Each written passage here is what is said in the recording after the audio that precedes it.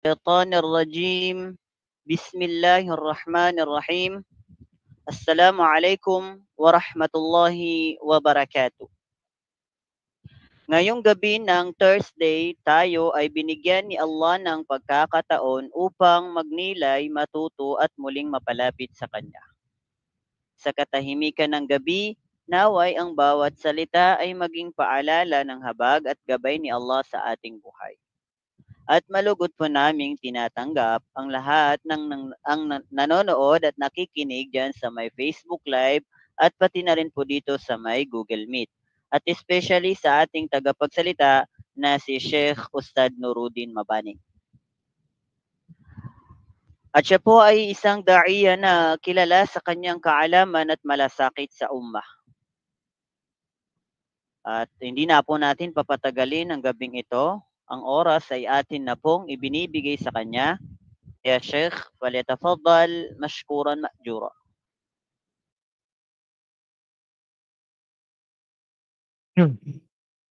السلام عليكم ورحمة الله وبركاته.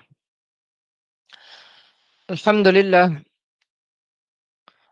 لله نحمده ونستعينه ونستغفره ونعوذ بالله من شرور أنفسنا ومن سيئات أعمالنا من يهده الله فلا مضل له ومن يضلل فلا هادي له أشهد أن لا إله إلا الله وحده لا شريك له وأشهد أن محمدا عبده ورسوله وخاتم الأنبياء صلى الله عليه وعلى آله وأصحابه ومن تمسك بسنته إلى يوم الدين أما بعد رب اشرح لي صدري ويسر لي أمري واحلل عقدة من لساني يفقهوا قولي رب زدني علما ربي يسر ولا تعسر ربي تسمين بالخير. أهلا ومرحبا بكم جميعا على هذا اللقاء المبارك. حياكم الله وبياكم. Tayo nagpupuri, nagpupugay, nagpapasalamat sa nag-iisang Allah subhanahu wa ta'ala. Tayo humihingi ng kapatawaran sa Kanya. Tayo nagpapakupkop sa Allah subhanahu wa ta'ala mula sa kasamaan ng ating mga sarili at gayon din mula sa kasamaan ng ating mga gawa. Katotohanan, sino man ang gabayan ng Allahu Jalla wa Ala ay walang makapagliligaw sa Kanya. At sino man ika ang iligaw ng Allah ay walang makapaggagabay sa Kanya. Sinasaksihan ko na walang ibang Diyos na karapat-dapat sambahin maliban sa Allah subhanahu wa ta'ala ang nag-iisa at walang katambal. At ako'y sumasaksi rin na si Muhammad ay alipin at sugo ng Allah subhanahu wa ta'ala. Sumakanya nawa ang kapayapaan at pagpapala sampo ng kanyang mga kasamahan at mga kanyang pamilya at gayon din sa lahat ng taong tumahak sa matuwid na landas hanggang sa huling araw. Mga kapatid sa pananampalatayang Islam,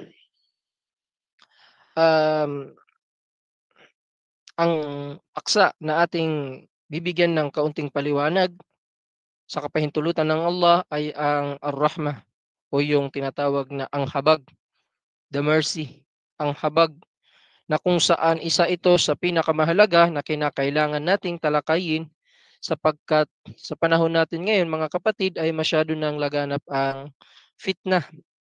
Naam. Gaano ba natin kinakailangan ang awa sa panahon natin ngayon mga kapatid? Itong panahon natin na ito na kung saan ay para bagang nagsilbing gubat na kinakain nito ang bawat parte nito, na nagiging dahilan ito ng pag-usbong ng mga gyera na nagpapatulo ng dugo ng mga inosenteng tao. Subhanallah. Nagpapahirap ito sa mga taong mahihina at nagdudulot ito ng kasamaan sa isipan ng karamihan, naam, na kung saan ito ay nagiging dahilan upang gumawa sila ng mga karumal-dumal na mga gawain o mga bagay. Subhanallah. Mga tao na kung saan ay nagsisiraan sila sa isa't isa.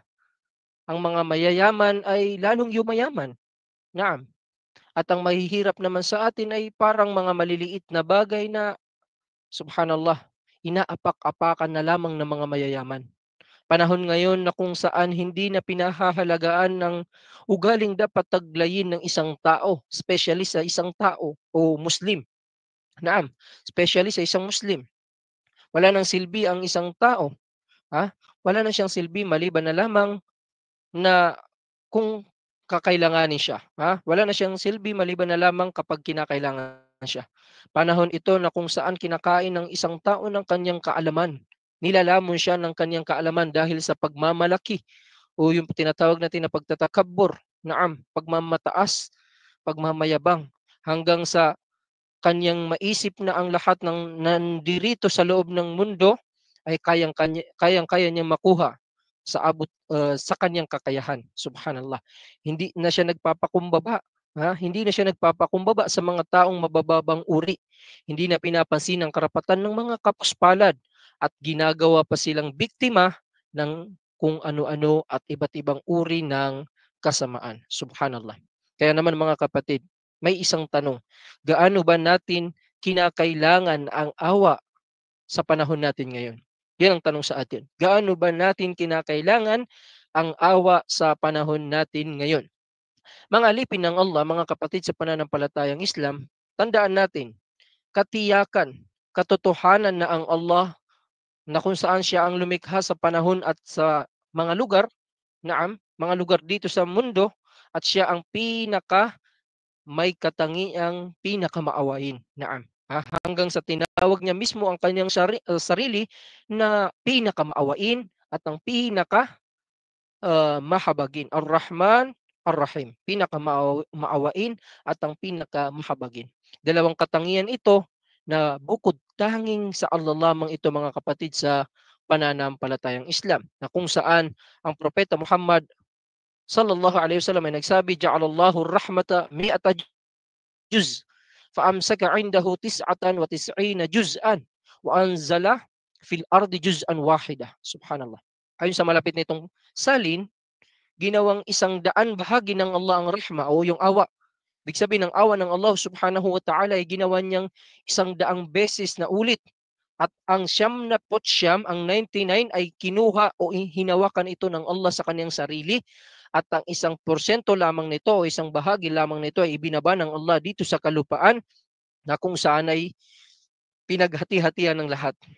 Na ang pinaghati-hatian ng lahat na wa anzala fil ardi juz'an wahida. Ibinaba sa kalupaan ang isang bahagi lamang ng rahma o yung habag o yung awa, ibinaba ng Allah dito sa kalupaan para sa sanlibutan. Na. So mapapansin natin mga kapatid na kahit sa anong klaseng nilikha o nilalang, makikita natin ang awa at habag ng Allah subhanahu wa ta'ala, at gayon din makikita natin sa bawat nilalang at nilikha ang bawat awa at habag sa pagitan ng bawat isa sa atin. Naam. At tandaan natin na maliban na lamang ang Allah, siya pa rin ang pinaka nagtataglay ng sobrang pagkakaroon ng awa at ng habag. Naam. Aywa. Kaya naman naiulat ni Umar bin al-Khattab radiyallahu anhuma na dumating kay Propeta Muhammad sallallahu alaihi wasallam ang mga bihag mula sa digmaan o yung kanilang mga kalaban. At mula sa mga bihag na ito ay mayroong isang babaeng nawawala ang kanyang anak. Naam. Mula sa mga bihag na ito ay mayroong isang babae na kung saan ay nawawala ang kanyang anak, at noong nakita niya, naam, ibig sabihin nakita ng babae na ito ang kanyang anak na nauuhaw, ay agad kinukuha niya ito agad at pinapasuso niya ito sa abot ng kanyang makakaya, o di kaya pinapa-dede niya ito sa kanyang dede. At nung makita ito ng Propeta Muhammad sallallahu alaihi wasallam, kanyang sinabi sa mga sahaba, naam, sabi ni uh, Umar bin al-Khattab, kanyang sinabi sa amin, nakikita ba ninyo ang babae na ito? Sa palagay ba ninyo, ika, ay kaya niyang itapon ng kanyang anak sa naglalagablab na apoy? Kami ay tumugon o kami ay nagsabi, hindi, bagkus siya ay walang kakayahan na gawin iyon. Anong sinabi ni Propeta Muhammad sallallahu alaihi wasallam? Kanyang tugon, katotohanan na ang Allah Jalla wa Ala ay mas lubos na maawain sa kanyang mga alipin kaysa sa pagkaawa ng babae nito sa kanyang anak na sanggol pa lamang. Subhanallah. So ating pansinin mga kapatid sa pananampalatayang Islam o pagmuni-munihan gaano kalawak ang habag ni Allahu Jalla wa Ala para sa kanyang mga alipin. Kaya naman napagpasyahan na ang Allah na mananaig, naam, mananaig po ang kanyang habag at awa. Mangingibabaw ito, naam, mananaig at mangingibabaw ito sa kanyang galit. Ibig sabihin, iibabaw pa rin ang awa at habag ni Allahu Jalla wa Ala kaysa sa kanyang galit. Ano ang ating patunay? Sinabi ni Propeta Muhammad sallallahu alaihi wasallam, "Lamma khalaqallahu al-khalq, kutiba fi kitabihi fahuwa indahu fawqil arsh. Inna rahmati taghlubu ghadabi." Naam. Wa fi riwaya, "Wa inna rahmati sabaqat ghadabi." Naam. Ayon sa malapit nitong salin, sabi ni Propeta Muhammad sallallahu alaihi wasallam, noong nilikha ka ng Allah ang lahat, sinulat sa libro ng Allah o sa aklat ng Allah na ang Allah ay nasa ibabaw ng kanyang trono, naam, katotohanan na ang aking pagiging maawain ay natalo niya o nadaig niya ang aking galit o di kaya napangibabawan niya ang aking galit. Subhanallah. Sa iba pang salaysay, wa fi riwaya, inna rahmati sabaqat ghadabi. Katiyakan o katotohanan na ang aking pagiging maawain ay nanguna kaysa sa aking galit. Yun ang sinabi ng Propeta Muhammad sallallahu alaihi wasallam na kung saan ay sinabi ng Allah Jalla wa Ala, "Inna rahmati sabaqat ghadabi." Tunay na ang aking habag, ang aking awa ay nanguna kaysa sa aking galit, mga kapatid sa pananampalatayang Islam. So ano pa? Tandaan natin na dahil sa habag at awa ni Allah Jalla wa Ala ay kanyang ipinadala ang kanyang sugo na si Propeta Muhammad sallallahu alaihi wasallam upang magsilbing awa para sa sangkatauhan o para sa umma na ito. Ano sinabi ng Allah? Sabi ng Allahu Jalla wa Ala, "Wa ma arsalnaka illa rahmatan lil alamin." Wa ma arsalnaka illa rahmatan lil alamin. Ayon sa malapit nitong salin, at hindi ka namin ipinadala o Muhammad kundi bilang isang habag sa sangkatauhan, rahmatan lil alamin. Ikaw ay habag sa lahat ng nilikha, ya Muhammad. Kaya naman mga kapatid sa pananampalatayang Islam, tandaan natin na ang buhay ni Propeta Muhammad sallallahu alaihi wasallam ay awa. Ang pagpapadala sa kanya ng Allah ay awa. Ang pagsasalita niya ay awa at ang pananahimik niya sa ibang bagay ay awa. Ito ay awa ng Allahu Jalla wa Ala sa sangkatauhan, awa sa mga nilikha na di nakikita, at awa sa lahat ng mga hayop, at lalong higit awa sa ummah o sa nasyon na ito ni Propeta Muhammad sallallahu alaihi wasallam. Sinabi ng Allah, bil mu'minina raufur rahim. Ito ay sa surah At-Tawbah ika-128. Ano sinabi ng Allah? Ayon sa malapit nitong salin, at siya ay maawain, lubos ang kabutihan at mapagmahal sa mga mananampalataya. So yan po mga kapatid, sa pananampalatayang Islam, ang pagpapadala o dahilan kung bakit nagkaroon tayo ng propeta na si Propeta Muhammad sallallahu alaihi wasallam upang ipakita sa atin ang habag, ang rahma, ang tunay na pagkakaroon ng habag at awa. Naam. Aywa, wa hakadha. Si Propeta Muhammad sallallahu alaihi wasallam, mga kapatid, katiyakan siya po ay umiiyak, lumuluha dahil sa kapakanan ng nasyon na ito, dahil sa kapakanan ng umma na ito, dahil sa awa na sa kanyang nasyon o sa umma na ito, mga kapatid sa pananampalatayang Islam. Ano ang kanyang sinasabi? Allahumma ummati ummati wa baka. Subhanallah. Faqala Allah azza wa jal, ya Jibril, idhab ila Muhammad wa rabbuka a'lam fasa'alahu ma yubkika. فأتاه جبريل عليه الصلاة والسلام فسأله فأخبره رسول الله صلى الله عليه وسلم بما قال وهو أعلم. فقال الله يا جبريل اذهب إلى محمد فقول إنا سنرضيك في أمتك ولا نسوءك. ما شاء الله. نعم. Pakinggan po natin mga kapatid sa pananampalatayang Islam. Sinabi ng Propeta Muhammad sallallahu alaihi wasallam ayon sa malapit na tungsalin, "O Allah, ang aking nasyon." Inulit niya ito, "O Allah, ang aking nasyon. Ummati, ummati." At siya ay napaiyak dito. Napaiyak siya amang sinasambit niya ito.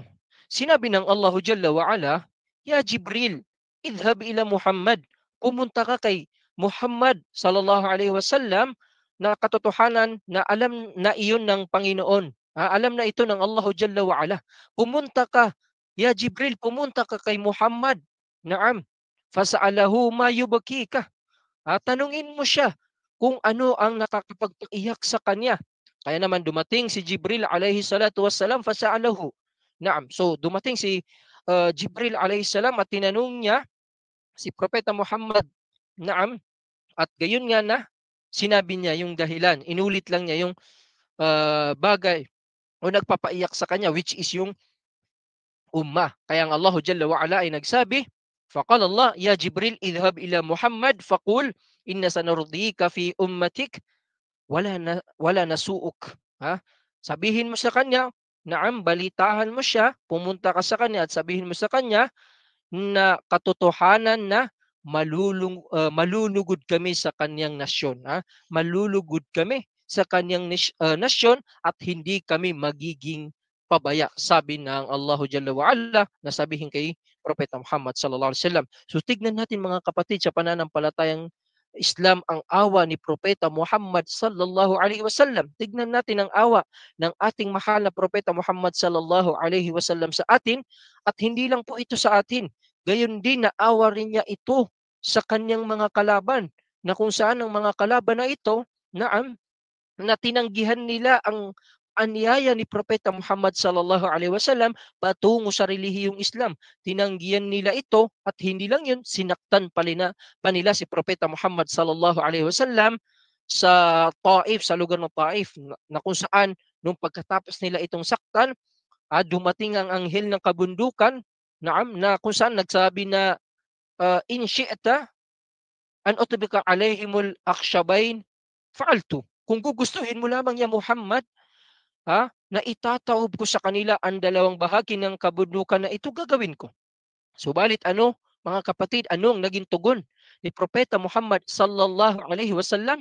Kanyang sinabi, faqult bal arju an yukhrijallahu min aslabihim may ya'budullah la yushriku bihi syai'a. Subhanallah. Ay itong tugon ni Propeta Muhammad sallallahu alaihi wasallam. Bagkus ako ikayo umaasa na lalabas mula sa mga angkan nila, ang mga angkan ng nanakit sa kanya, ang mga tao na sasamba sa Allah at hindi sila magtatambal kay Allahu Jalla wa Ala. Subhanallah. Nakita natin kahit ultimo yung mga taong nanakit kay Propeta Muhammad sallallahu alaihi wasallam ay nagpakita pa rin ng habag at awa si Propeta Muhammad sallallahu alaihi wasallam sa kanila. Bilang karagdagan, ja'at Tufail ibn Amr ad-Dawsi ila Rasulillah sallallahu alaihi wasallam faqal inna ad-dawsan qad asat wa abats fad'u Allahu alaihim. Fastaqbala Rasulullah sallallahu alaihi wasallam al-qiblah ورفع يديه فقال الناس هلكوا فقال صلى الله عليه وسلم اللهم اهدي دوسا وأتي بهم اللهم اهدي دوسا وأتي بهم. Ito ang naging tugon ni Propeta Muhammad sallallahu alaihi wasallam noong dumating si Tufail na anak ni Amr, na kung saan at kasama niya yung kanyang mga kasamahan, dumating sila kay Propeta Muhammad sallallahu alaihi wasallam at kanilang sinabi, ya Rasulullah, dumating sila sa Rasulullah at kanilang sinabi na katotohanan ng pamilyang Daus, ang angkan ng Daus ay sumuway at tumanggi sa kautusan ng Allah. Hindi sila ikatumalima, hindi sila tumanggap dito sa paanyayang ito. Ipanalangin mo sila ya Rasulullah, fad'ullah alaihim. Ipanalangin mo sila ya Rasulullah ng kasawian.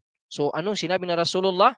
Anong ginawa ng Rasulullah? Fastaqbala Rasulullah sallallahu alaihi wasallam al-qibla, humarap siya sa qibla, pagkatapos itinaas niya ang kanyang kamay at ang ilan sa mga tao ay nagsabi pa nga na halaku, kumbaga kasawian para sa pamilya ng Daus. Subalit anong panalangin na sinambit at binanggit ni Propeta Muhammad sallallahu alaihi wasallam, Allahumma hadi Dausan wa atibihim, Allahumma hadi Dausan wa atibihim. Sabi ni Propeta Muhammad, O Allah, naway gabayan mo po sa tamang landas ang pamilya ng Daus at patagalin mo po para sa kanila ang kanilang buhay. At inulit niya ito ng 2 beses mga kapatid sa pananampalatayang Islam. So pansinin natin, pagmuni-munihan natin ang habag na mayroon si Propeta Muhammad sallallahu alaihi wasallam para sa umma na ito. Subhanallah. Para sa kanyang mga nasyon na ultimong mga hindi tumatanggap sa paanyaya tungo sa relihiyong Islam, tungo sa tamang gabay ay kanyang pinagkakalooban ng kanyang habag. So ikumpara natin ang ating mga sarili, mga kapatid, sa pananampalatayang Islam. Subhanallah. Wahakadha. Mga kapatid, ang relihiyong Islam, ang lahat ng bahagi nito ay awa. Naam. Ang lahat ng bahagi nito ay awa. Ang lahat ng taas nito ay awa at ang ibaba nito ay awa. At ang buong kabuuan ng Islam ay awa. Naam. So banggitin natin ang ilan pa sa mga awa na kung saan ay napapaloob sa relihiyong Islam na ipinag-uutos sa atin ng banal na Quran at gayon din sa sunnah ng Rasulullah sallallahu alaihi wasallam. Una, naam, ay ang awa na makikita natin mismo sa mga batas ng Islam. Naam. Yung awa mismo na makikita natin sa loob ng batas ng Islam. Naam. So, isa sa mga uri nito, na awa ay yung nasa Islam ay yung hindi nito pamimilit sa mga bagay na hindi kaya ng isang tao, hindi kaya ng sarili ng isang tao. Naam. At hindi rin ipinag-uutos ang bagay na hindi nila makakayanan, na hindi nakakayanan ng isang tao. Bagkus ang lahat ng utos ng Islam katiyakan kaya ng tao. Ano ang ating patunay? Sinabi ng Allah sa Suratul Baqarah ay ika-286, la yukallifullahu nafsan illa wus'aha. Naam. Ibig sabihin sa malapit itong salin at hindi uh, uh, ipinapagawa o ipinag-uutos sa isang tao o sa isang sarili, illa wus'aha, maliban sa kaya niya ito. Hindi sa kanya ipag-uutos ang isang bagay maliban na kaya ng sarili niya ito. So ito ay malinaw na dalil, mga kapatid, na hindi sa atin inobligado ng relihiyong Islam ang mga bagay-bagay maliban lamang na ito ay kaya ng ating mga sarili. So ang lahat ng bagay na kung saan ay magdudulot ito ng kahirapan sa isang tao, ibig sabihin sa paggawa nito ay siya ay mahihirapan, katiyakan na inalis ng Allah ito sa kanya. Hindi sa kanya ito iniobligado ni Allah, o di kaya hindi niya ito sa kanya ipinag-utos. Sinabi ng Allah, "Wa ma ja'ala 'alaykum fid din min haraj." Wa ma ja'ala 'alaykum fid dini min haraj. Ibig sabihin na sa malapit itong salin, ginawa niya para sa inyo na makatarungan at ganap ang batas na walang anumang pagmamalupit at pagpapahirap sa anumang ipinag-uutos at mga alituntunin nito. At hindi ginawa sa atin na ang relihiyon na ito'y magpapahirap sa atin. Bilang pagkaragdagan, sinabi pa ng Allah, "Yuridullahu bikumul yusra wala yuridu bikumul usr." Ayon sa malapit nitong salin na hangad ng Allah na maging madali para sa inyo ang kanyang batas, at hindi niya nais na kayo ay pahirapan. Ang gusto ni Allah, iniibig ni Allah, ninanais ni Allah para sa atin, para sa inyo, ay ang kagaanan, at hindi ninanais at iniibig ni Allah para sa atin o para sa inyo ang kahirapan o kabigatan ng pagsasagawa ng relihiyong Islam. At sinabi ng Rasulullah, "Inna ad-dina yusrun." Katotohanan, ikan ang pananampalatayang Islam ay magaan. So napakaganda ng Islam, mga kapatid, na kung saan ito ay habag. Ang mga batas ng Islam, ang mga pag-uutos sa Islam, katiyakan lahat ito ay may halong habag, may pinagsamang habag at awa ni Allahu Jalla wa Ala, na kung saan ay nagpapagaan sa lahat ng kanyang mga alipin. Subhanallah. So yun po, mga kapatid, lahat ng batas ng Islam ay makikita dito ang awa na palaging nangingibabaw. Naam. Katulad sa pagdarasal, na kung saan ang pagdarasal natin, ay napapaiksi ito at napagsasama-sama ito sa oras ng paglalakbay ng isang Muslim. Di ba? Inda safar, yung kinunaan, nukassira, pwede natin itong ikasar at saka pwede rin natin itong pagsamahin. Naam. At maaaring din tayong gumamit ng anong tawag dito, yung alikabok.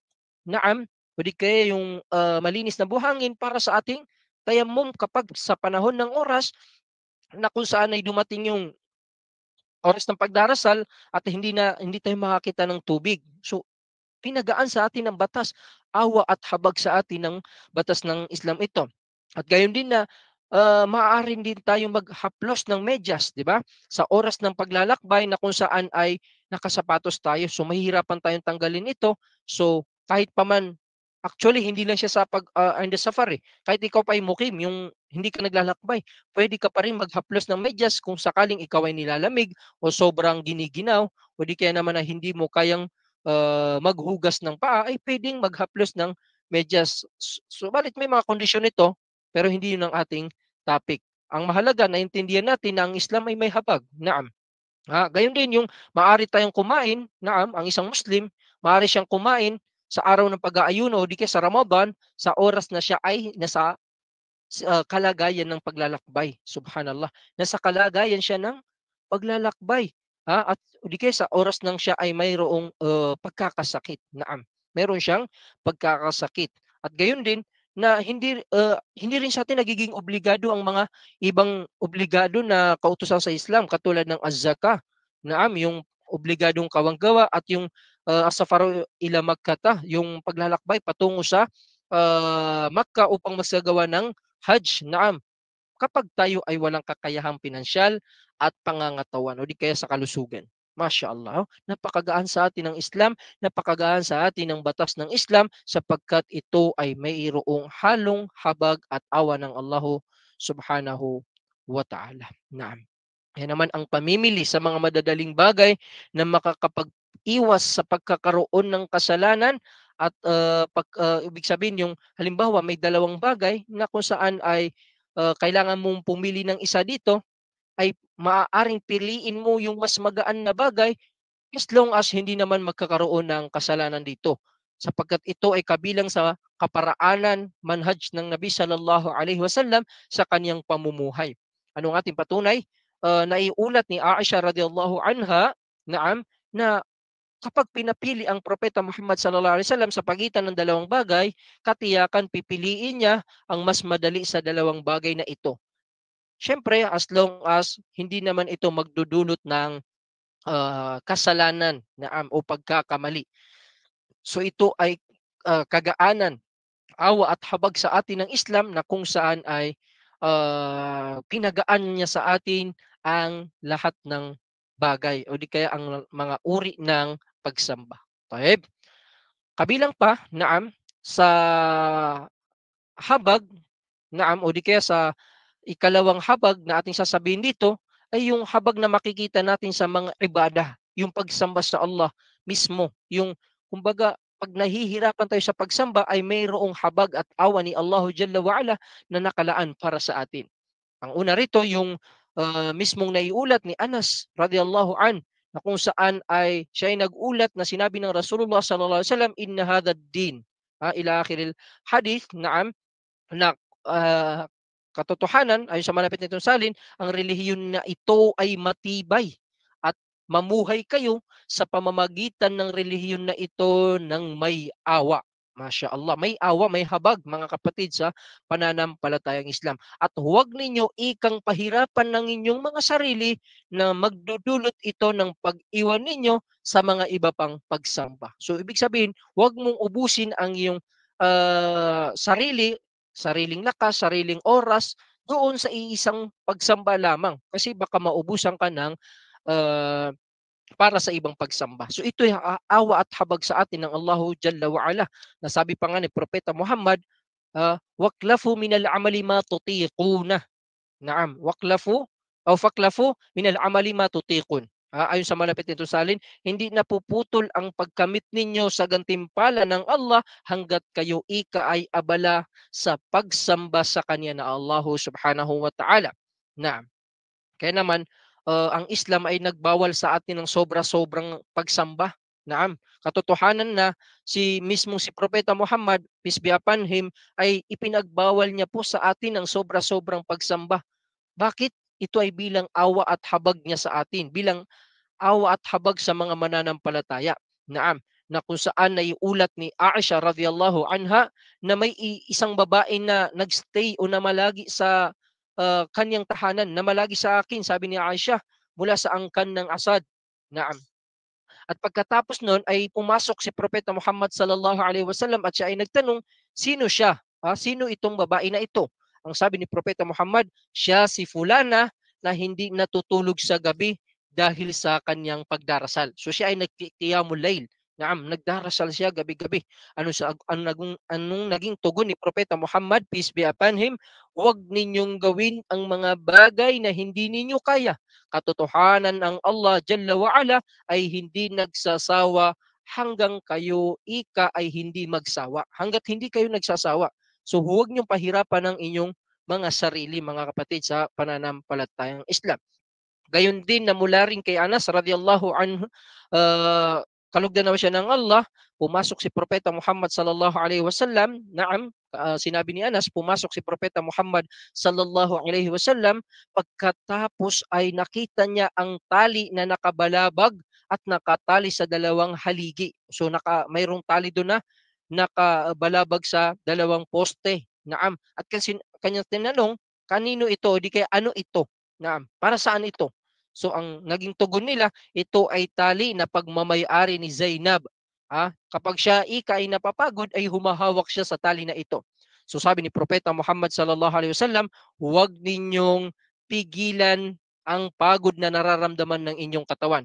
Kapag kayo ay napagod, kayo ay umupo at magpahinga. So tignan natin gaano kagaan ang relihiyong Islam na kahit ultimo sa pagdarasal, naam, sa pagsamba, kapag nangangalay na tayo at hindi na kaya ng ating mga sarili, pwedeng umupo. Naam. At yung may sakit, yung matanda na, pwede siyang umupo at kung hindi pa rin niya kaya, pwede siyang humiga. Naam, pwede siyang humiga. At kung hindi rin niya kayang gumalaw, naam, hanggang sa pinakahuli nito, ay pwedeng kahit kanyang iniisip lamang na siya ay nagdarasal habang ang kanyang katawan ay nakaposisyon ng parang nagdarasal. No, napakagaan ng Islam, mga kapatid, sa pananampalatayang Islam. Masya Allah, Masya Allah. Taib. Gayon din, naam, dagdagan pa natin na mula rin kay Anas radhiyallahu an na naulat niya o iniulat niya na sinabi ni Propeta Muhammad sallallahu alaihi wasallam, o di kaya si Propeta Muhammad sallallahu alaihi wasallam ay nakakita ng matanda na kung saan ay binubuhat siya ng dalawa niyang anak. Kinakarga siya ng dalawa niyang anak. So tinanong sila ni Propeta Muhammad sallallahu alaihi wasallam, ano ang inyong ginagawa? Ano ang inyong ginagawa? So, ang kanilang sinabi, siya ay sumumpa sa Allah, ibig sabihin siya ay nag-nadhr, yung tinatawag natin na an-nadhru billah, ang nadhru ilallah, an-nadhru ilallah, yung pagpamamanata, pagsumpa, o di kaya pangangako para kay Allah subhanahu wa ta'ala, siya ay sumumpa sa Allah na siya ay lalakad. So, anong naging tugon ni Propeta Muhammad sallallahu alaihi wasallam? Katotohanan, hindi ninanais ng Allah nang naparusaan ng matandang ito ang kanyang sarili. So ang ginawa ni Propeta Muhammad pagkatapos niya sabihin yun, ay inutusan niya ito na siya ay sumakay na lamang sa sasakyanan niya. Naam. So di kaya sumakay na lamang sa sasakyan. Naam. Okay? So napakaganda ng Islam, mga kapatid. Na ultimong sa pagsamba ay mayroong habag at awa na nakapaloob dito para sa mga alipin ni Allah subhanahu wa ta'ala. Okay? Ikatlo, naam, ay ang habag sa pagitan ng mga nilikha. Kanina ay habag sa batas sa loob ng batas ng Islam, pangalawa ay habag sa pagsamba kay Allah Jalla wa Ala, ngayon ay awa at habag sa pagitan ng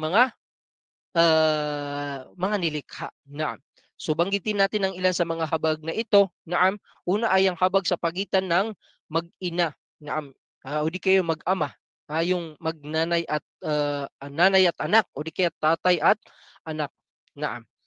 Ito ang una rito. Ano sinabi ng Allah?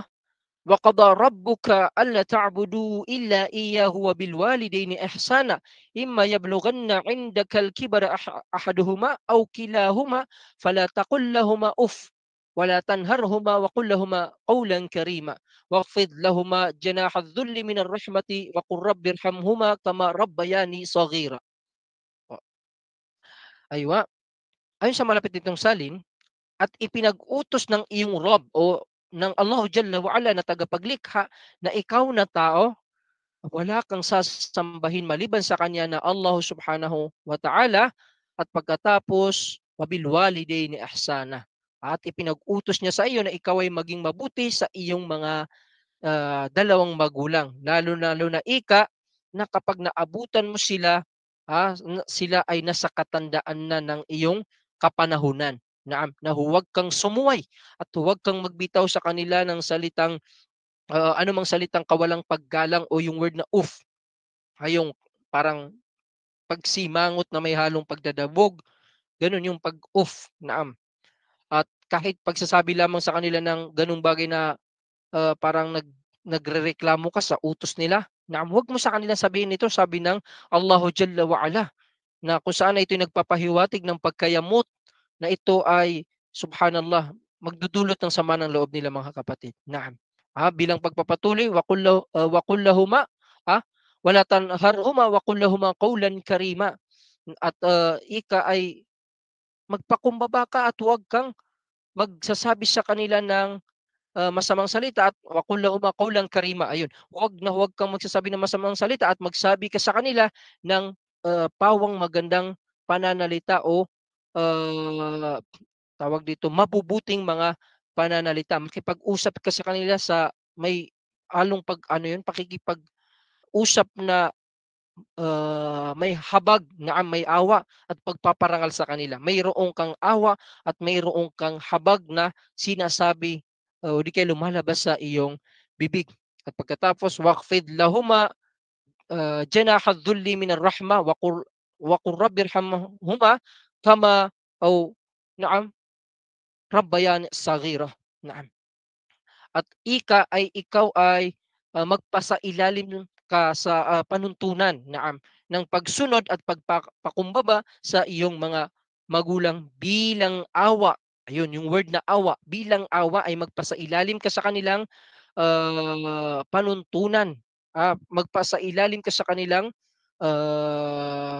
pag-uutos sa kanilang uh, kinaiibigan at kinalulugdan para sa iyo. Magpasailalim ka kapatid sa pananampalatayang Islam at hilingin mo sa iyong Rab na tagapaglikha na kaawaan niya sila sa pamamagitan ng kanyang napakalawak na awa at habag na buhay man sila o patay na tulad ng kanilang pagtitiis noong ikaw pa ika ay pinapalaki nila na bata pa na mahina at walang anumang kakayahan. Naam. Ikaw ay manalangin sa Allah, wa qul rabbirhamhuma. Sabihin mo sa Allah na kahabagan mo sila ya Allah. Kahit pa man sila ay buhay o patay na, katulad ng kama bayani saghira. Noong ako ay bata ay ako'y kanilang kinahabagan, ako'y kanilang kinaaawaan sa aking kamusmusan pa lamang. So pansinin natin sa mahabang talata na ito ng banal na Quran na ipinag-utos sa isang taon ang pagbibigay ng karapatan ng mga magulang sa pamamagitan ng 5 bagay. Naam. 5 bagay po mga kapatid sa pananampalatayang Islam. Ang una rito, naam, ay yung hindi natin pagsasabi ng word na "uf", yung parang kagaya ng sinabi natin kanina, parang may halong pagtaas ng boses o di kaya masakit na salita na ikaw ay magdudulot ng kamuhi-muhi para sa kanilang pandinig. Naam. Pangalawa, ay yung hindi pagsigaw at pagtataas ng boses sa kanila. Kinakailangan na hindi sila pagtataasan ng boses at hindi sila sisigawan. Naam. Yun ang ikalawang pag-uutos sa atin dito. Ikatlo, ang pakikipag-usap sa kanila ng mahinhin at mahalumanay na pamamaraan. Yung kakausapin sila ng may halong kahinhinan at gayon din na malumanay. Alin, yung tinatawag na arrefak walin, yung banayad at may habag at may kabutihan, mahinhin na pananalita. Kahit pa nga mismong ikaw ay tinatanong nila, for example, nakatalikod ka, naghuhugas ka ng plato, di kaya may ginagawa ka, tapos kinausap ka nila, pinakamainam na bago ka sumagot, humarap ka sa kanila, kapatid ko sa pananampalatayang Islam. Naam, humarap ka sa kanila sapagkat ito ay pagpapakita ng awa at habag at respeto sa kanila, kapatid sa pananampalatayang Islam. Aywa. At ang pangapat dito ay ang pagiging mapagkumbaba at maawain sa kanila. Naam, kahit pa man ikaw na ang gasto sa loob ng bahay, ikaw na ang kumikita at tumutugon sa lahat ng bayarin sa bahay, ikaw pa rin ika ay magpakumbaba at maawa ka sa kanila sapagkat sila pa rin ang iyong mga magulang at hindi sila kayang palitan, kapatid ko sa pananampalatayang Islam. At ang panglima ay ang paghiling mula sa Allah na sila ay kaawaan silang dalawa sa pamamagitan ng awa ng Allah na walang hanggan. Humiling ka, ipanalangin mo silang lagi sa Allah na sila ay kahabagan, kaawaan ng Allah. Kung sila ay nabubuhay, ay hilingin mo sa Allah na pahabain pa ang kanilang buhay, ng lahat ito ay pagsamba sa Allah, at ikaw ay badal o yung makabawi ka sa mga paghihirap na ginawa nila sa iyo. At kung sila naman ay pumanaw na, ay palagi kang magdua, manalangin para sa kanila ng kaligtasan sa libingan, higit lalo kaligtasan sa kabilang buhay, kapatid ko sa pananampalatayang Islam. Naam. Okay. At yan ang habag ng tao sa kapwa niya tao. Anak sa magulang. Ngayon, ano pa ang habag sa pagitan ng kapwa nila lang? Ito yung awa at habag na kung saan ipinagutos ng Islam ay ang awa ng kalalakihan sa mga kababaihan. Okay? So listen carefully mga brother. Kayo pong mga nandito na mga kalalakihan, makinig po tayong mainam dito. Na sinabi na Rasulullah, "Istawsu bin nisa fa innal mar'ata khuliqat min dila'." Naam, ila akhiril hadith. Naam. Sinabi ng Rasulullah sallallahu alaihi wasallam, hangarin ninyo ang kabutihan para sa mga kababaihan. So tayong mga kalalakihan, sa atin naka-address ang hadith na ito. Istami'u jayidan, ayuhal ikhwa, istami'u jayidan. Hangarin ninyo ang kabutihan para sa mga kababaihan. Katotohanan na ang kababaihan ay nilikha sa pamamagitan ng tadyang. Naam. Sila ay mindila, mula sila sa tadyang. Na katotohanan na itong tadyang ay baliko. Ito ay hindi pantay, hindi ito straight. Naam. At kapag ito ay pinilit ninyong ituwid, ibig sabihin gusto mong ituwid agad ang kababaihan, katiyakan na ito ay masisira. At kung ito naman ay hahayaan ninyong nakabaliko, ay ito'y mananatiling baliko. So, kung ating iisipin ay subhanallah, ang mga kababaihan, normal sa kanilang may kamalian. Naam. So, kapag na itong kamalian na ito ay pinuwersa natin na ituwid sila dito sa kamalian nila, katiyakan na hindi natin kakayanin ito kasi hindi ito basta-basta maitutuwid. At gayon din na kapag itong pagiging hindi nila matuwid o baliko, ay hinayaan lang natin na sila ay nasa ganung kalagayan, katiyakan na sila ay mananatiling ganun habang buhay. So sabi ng Rasulullah bilang panghuli doon, fastawsu bin nisa. Kayo ay maging mabuti sa mga kababaihan. Inulit niya ng 2 ulit, kapatid ko sa pananampalatayang Islam. At sinabi pa ni Propeta Muhammad sallallahu alaihi wasallam, "Ruwaidaka ya anjashah, sawqa kabil qawarir." Ruwaidaka ya anjashah, sawqa kabil qawarir. Ayon sa malapit nito salin, maghina-hinay ka o hanjasa, sabi ni Propeta Muhammad sallallahu alaihi wasallam. Ibig sabihin, naway ayusin ka ng Allah. Katotohanan ng kababaihan ay tila sisidlan ng tubig na mula sa bote o mula sa bubog. So bakit nga ba yun ang inihalimbawa ng Rasulullah na parang mga sisidlan ng tubig na mula sa bote o sa bubog ang mga kababaihan?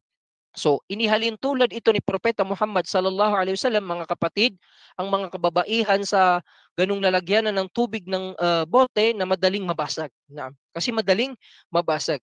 So bakit ito ang halimbawa ng Rasulullah? Dahil ito sa taglay nilang kahinaan. Dahil sa kahinaan ng mga kababaihan. At dahil sa pagiging madaling mabasag nito.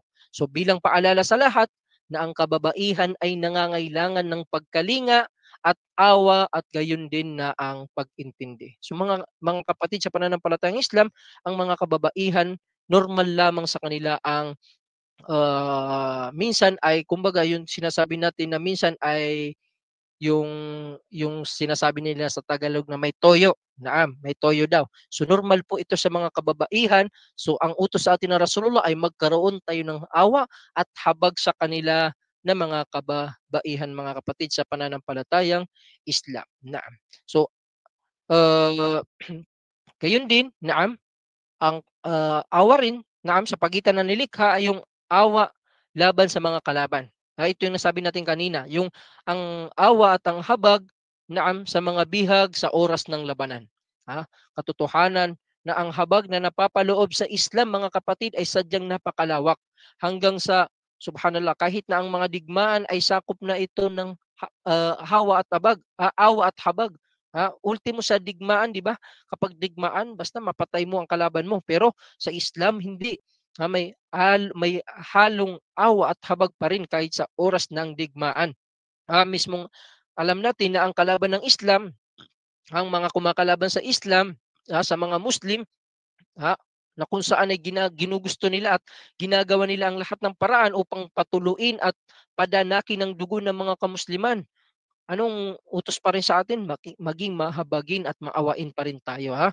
Ngunit pinupuri pa rin ni Allah para sa atin yung mga tao o yung mga Muslim na kung saan ay napapakain nila yung mga bihag mula sa mga kalaban.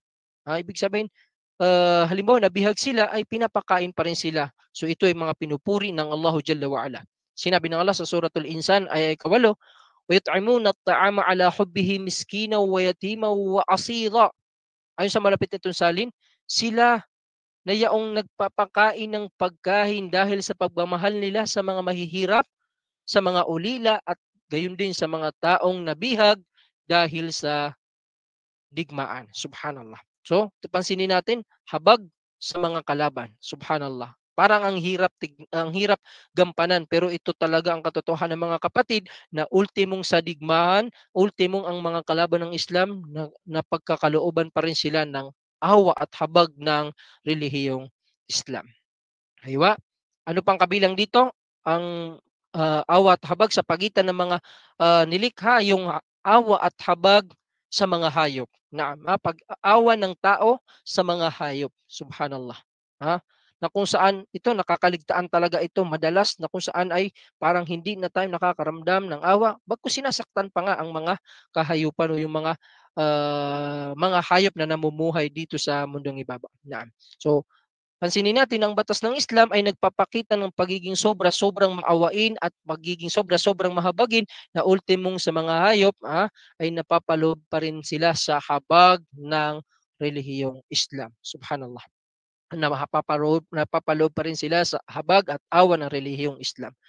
Ano ating patunay? Sinabi o naiulat na anak ni Mas'ud radiyallahu anhuma, isang beses o isang araw sabi niya,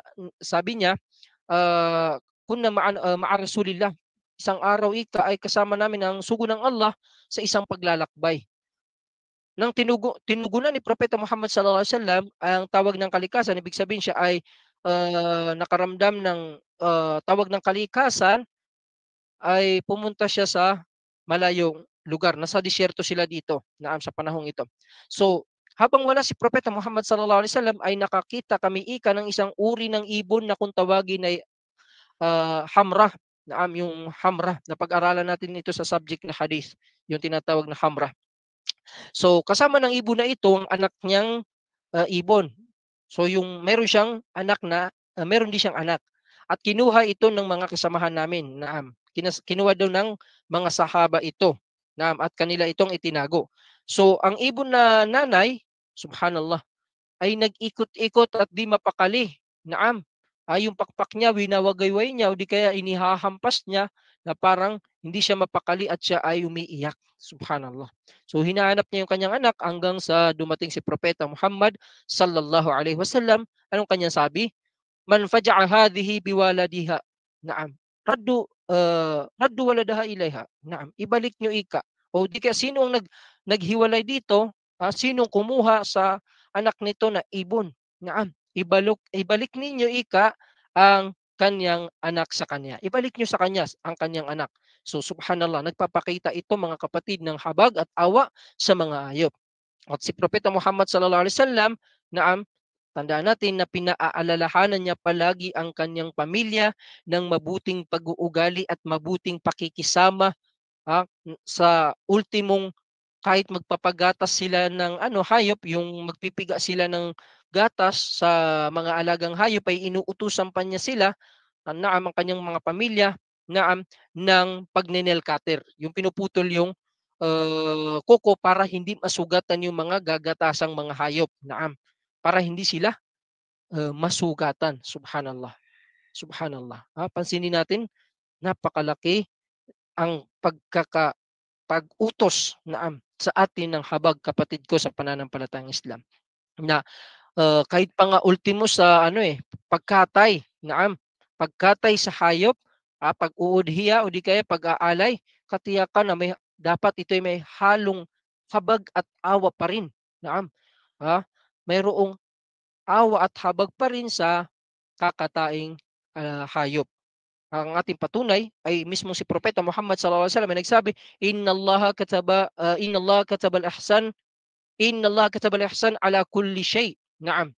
Fa idza qataltum fa ahsinu al-qitlah wa idza dabahtum fa ahsinu adh-dhabh wal yuhidda ahadukum sharfatahu falyurih dhabihatah. Falyurih dhabihatah.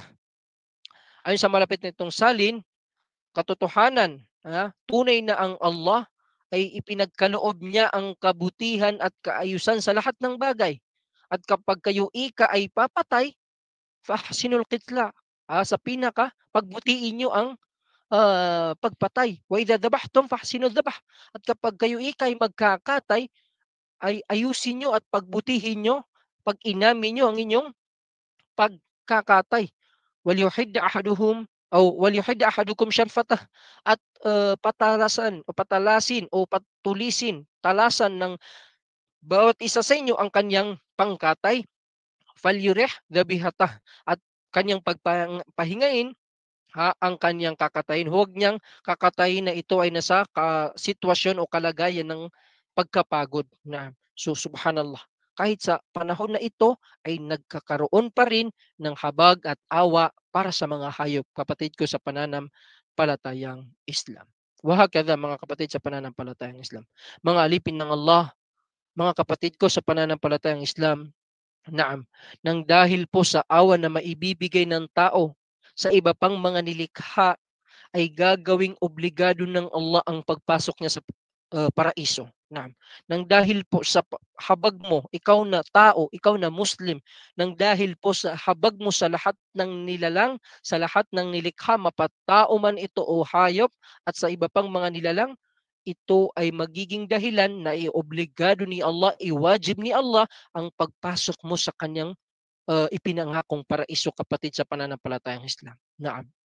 Naiulat at sinabi ni Aisha radhiyallahu anha na dumating ang isang babae sa akin. Ibig sabihin, dumating ang isang babae sa akin at dala niya ang kanyang dalawang anak.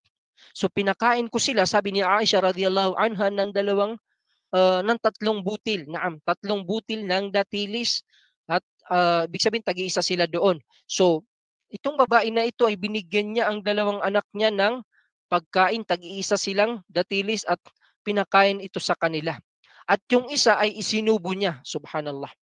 Subalit, habang ito ay kanyang sinusubo o kinakain, ay humingi pa ng dagdag ang mga anak niya, subhanallah. So ang ginawa ng babaeng ito, inilabas niya mula sa kanyang bibig at hinati niya ito sa dalawa at ibinigay ito sa kanila, subhanallah. So itong si Aisha radhiyallahu anha, kanyang sinabi, ako ay namangha sa babaeng ito. Kaya naman binanggit ko ang ginawang ito ng babae kay Propeta Muhammad sallallahu alaihi wasallam. At anong sinabi ng Rasulullah? Kanyang sinabi, Inna Allah qad awjaba laha bihal jannah aw a'taqaha biha minan nar. Masya Allah. Ayon sa malapit nitong salin, sabi ni Propeta Muhammad, katotohanan na ginawang obligado ng Allah ang pagpasok ng babaeng iyon sa paraiso at pinalaya siya mula sa naglalagablab na impyerno. Ito ay sa hadith Muslim. Sahih na hadith, mga kapatid sa pananampalatayang Islam. Subhanallah, subhanallah. Kaya naman, mga kapatid, kayong mga nakikinig, upang makamit natin ang habag at awan ng Allah, ay kinakailangan din na magkaroon tayo ng habag at awa sa mga nilikha ng Allah. Sinabi ng Rasulullah, Ar-Rahimun yarhamuhumur Rahman. Ang mga mahaawain at mahahabagin, sila ay kinakaawaan at kinakahabagan din ng pinakamahabagin. Irhamu man fil ard. Kayo ay maging mahabagin, kaabagan nyo, kaawaan nyo ang mga nasa lupa o nasa kalupaan o nandito sa mundo. Yarhamkum man fis sama. Kakahabagan kayo ng nasa ibabaw ng kalangitan, which is siya ang Allahu Jalla wa Ala. Masya Allah. At naiulat pa nga ni Anas radhiyallahu an na sinabi na Rasulullah, "Walladhi nafsi biyadihi la yada'ullahu rahmatahu illa ala rahim." Hindi nabanggit ni Propeta Muhammad sallallahu alaihi wasallam na kanyang sinabi, "Sumpaman sa Allah na humahawak ng aking buhay, hindi ko ipinagkakaloob, hindi ipinagkakaloob ng Allah ang kanyang habag. Naam, la yada'ullahu rahmatahu." Hindi ipinagkakaloob ng Allah ang kanyang habag at awa maliban na lamang sa mga taong o maliban lamang sa may awa at may habag din na tao. Subhanallah.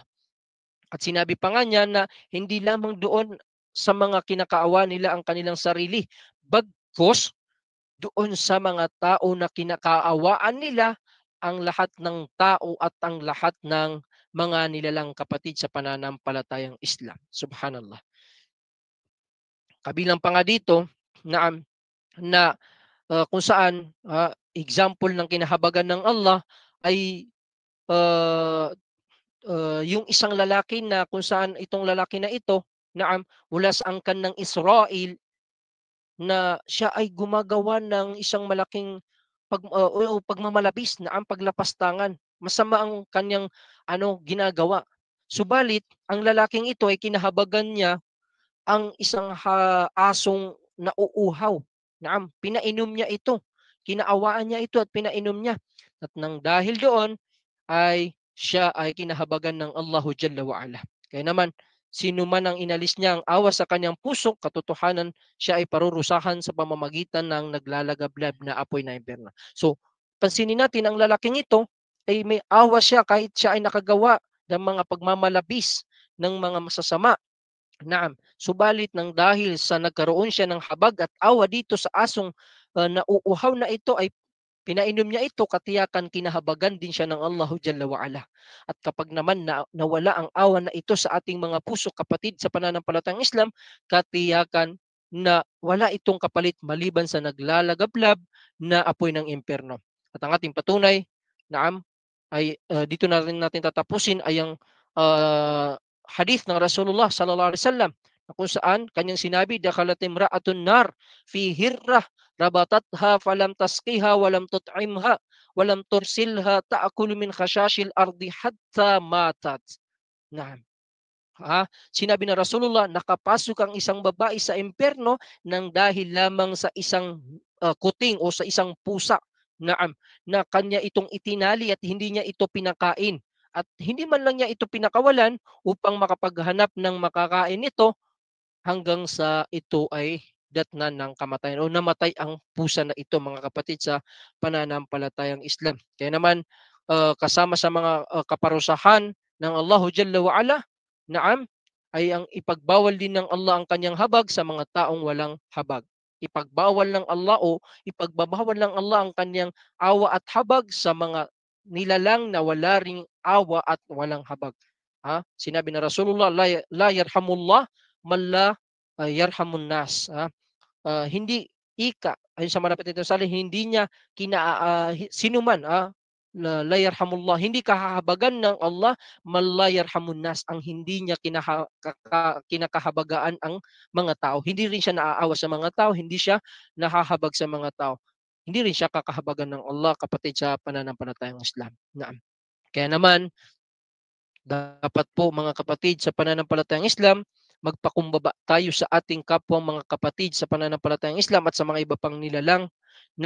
At lagi natin itanim. Yung may mga anak dito, itanim natin sa puso ng mga anak natin, pati sa mga pamilya natin, kamag-anakan natin, ang pagkakaroon ng awa at abag sa mga nilalang, sa mga tao at sa mga hayop.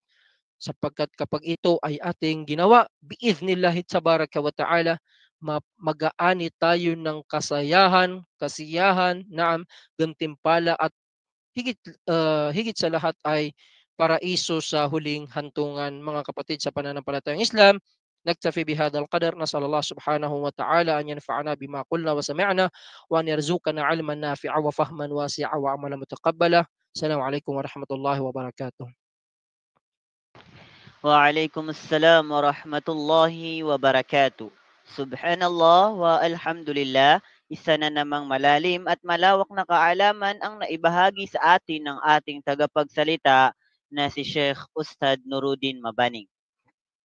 At alam naman po natin na siya ay hindi tumatanggap ng mga katanungan at kung tayo dito ay may katanungan ay pakilista na lang po natin sa ating notebook o ano mapamang papel upang hindi natin ito makalimutan at insya-Allah ito ay ating itatanong sa susunod na muhadir. So, hanggang dito na lang tayo mga kapatid sa pananampalatayang Islam. Jazakallahu khairan ya Sheikh Ustad Nuruddin sa iyong magandang kaalaman na itinuro sa amin. Maraming maraming salamat po sa inyo. At maraming maraming salamat din po sa mga nakibahagi ngayong gabi na walang sawang pagtangkilik, pakikinig dito sa ating Pioneer Legacy. At bilang pagtatapos ng ating muhadara, ya Sheikhan Al-Fadil, ay inihiling po namin sa inyo na magbigay ng panghuling salita at pangunahan po kami sa Kafaratul Majalis.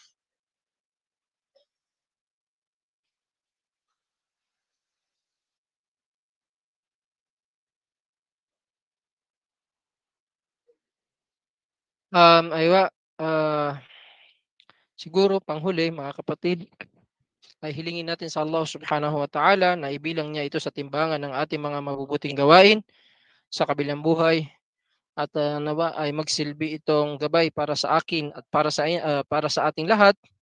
Naam, at makamit natin ang kaluguran at habag ng Allah at gayon din na magtagli tayo ng habag at awa sa ating mga sarili at sa mga nilalang o sa mga tao at mga hayop. Hanggang dito na lamang. Subhanakallahumma wa bihamdik.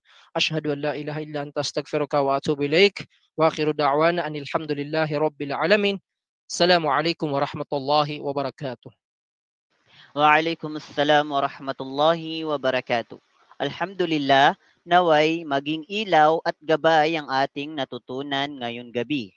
Hindi sapat ang kaalaman kung hindi ito isa sa buhay. Gamitin natin ito upang lalo tayong mapalapit kay Allah subhanahu wa ta'ala. Hanggang sa muli mga kapatid sa pananampalatayang Islam. Wassalamualaikum warahmatullahi wabarakatuh.